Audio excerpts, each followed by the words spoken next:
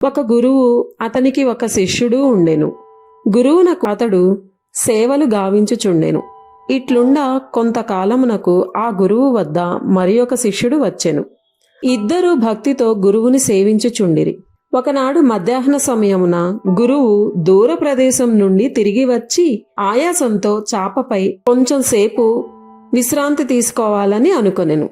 పడుకోపోయే ముందు తన మొదటి శిష్యుణ్ణి పిలిచి, ఒరేయ్ నాయనా, కాళ్ళు నొప్పిగా ఉన్నవి, కొంచెం సేపు వత్తరా అని ఆదేశించెను. అతడట్లే గురువుకి సేవ చేయుటకు వస్తుండగా ఇంతలో రెండవ శిష్యుడు ఒక ఆక్షేపణ తెచ్చెను. అతడు గురువుతో, మహాత్మా, ఇతడు చాలా పాతవాడు, చాలా కాలం నుండి తమ సేవ చేయుచున్నాడు. ఈ ఫలితంగా ఇప్పటికే చాలా పుణ్యమును మూట కట్టుకొని వేసెను. నేను ఇంతవరకు గురుసేవ వలన కొంచెం కూడా పుణ్యము నోచుకొనలేదు. ఉన్న కాస్త పుణ్యమును ఇద్దరూ పంచుకోవాలి కాని అంతయు అతనికే న్యాయం కాదు. కాబట్టి ఈ రోజుకి అతన్ని ఆపి నాకే ఈ అవకాశము ఇప్పించాలని ప్రార్థించుచున్నాను. మొదటి శిష్యుడు ఏమీ తక్కువైనవాడు కాదు. అతడు వెంటనే కోపంతో, స్వామి, గురువర్యా, అతని వాక్యములను వినకుడు. క్రొత్తగా వచ్చెను కనుక కాళ్ళు పిసుకుట అతనికి సరిగ్గా తెలియదు. అనవసరంగా తమకు బాధ ఎక్కువ అవును. ఏ ఉద్యోగమునందైనను అనుభవముకే ప్రాధాన్యము ఇవ్వడము లోక ధర్మము.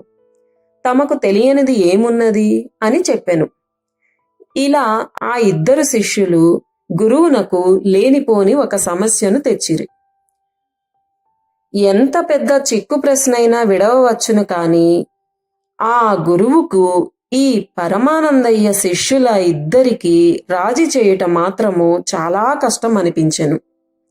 ఏమి చేయడానికి తోచక తుదకు మధ్య మార్గం అవలంబించ నిశ్చయించిరి. ఇరువురికి దగ్గరకు పిలిచి, ఒరే నాయనల్లారా, భగవంతుడు నాకు 2 కాళ్ళు ఇచ్చినాడు కనుక చెరి ఒక కాలు పంచుకొని సేవ చేయండి. ఈ పీడకు ఇది ఏ విరుగుడు అని చెప్పెను.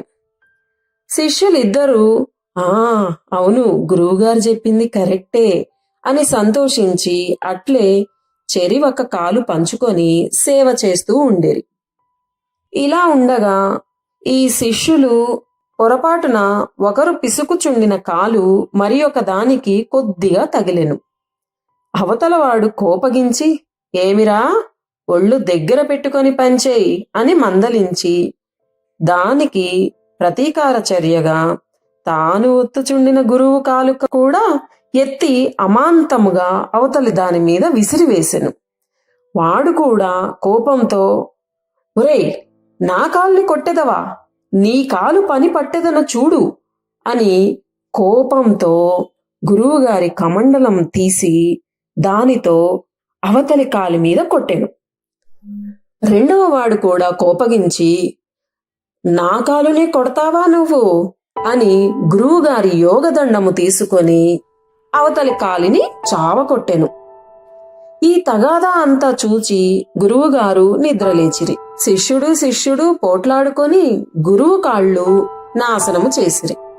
గురువు బాధతో, ఏమిట్రా ఈ గల్లంతు అని అరువగా ఆ శిష్యులిద్దరూ, మహాత్మా, తాము పరుణుడు, ఇది మా అంతరంగ వ్యవహారము, మేమే తేల్చుకుందుము.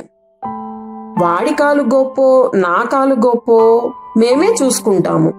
అంతలో గురువు, ఒరేయ్, నీ కాలు వాడి కాలు ఏమిట్రా, ఆ రెండును నా కాళ్లే కదరా, ఎంత తెలివి తక్కువ వార్రా మీరు అని తిట్టి ఇద్దరిని దూరంగా పంపెను. అట్లే ప్రపంచంలో జీవరాశులందరూ పరమాత్మ యొక్క అవయవములు వేరువేరుగా కనిపించినప్పటికీ అవయవ దృష్ట్యా వాని అన్నిటి యందు ఏకత్వమే కలదు. ఈ శిష్యులు గురువుగారి ఒక కాలు మరి ఒక కాలిని తన్నుట ఎంత హాస్యాస్పదమైన విషయమో, ఒక ప్రాణి మరి ఒక ప్రాణితో పోట్లాడుట, అతనిని ద్వేషించుట, హింసించుట అంత హాస్యాస్పదమే అగును. ఆ ఇద్దరు శిష్యులకు ఈ విధముగా చెప్పెను. ఇలా చెప్పిన విషయము శిష్యులు అర్థం చేసుకొని, అవును కదా, గురువుగారు మనకు చక్కగా బోధించినారు అని గురువుగారి సేవ మరలా ప్రారంభించిరి. ఇక మీదట గురువుగారు, మేము ఇలా కోప్పడుకోము, కొట్లాడుకొనుము, చక్కగా మీ సేవ చేసుకుంటాము అని చెప్పిరి. దీనినే ఏకత్వానుభూతి అందురు.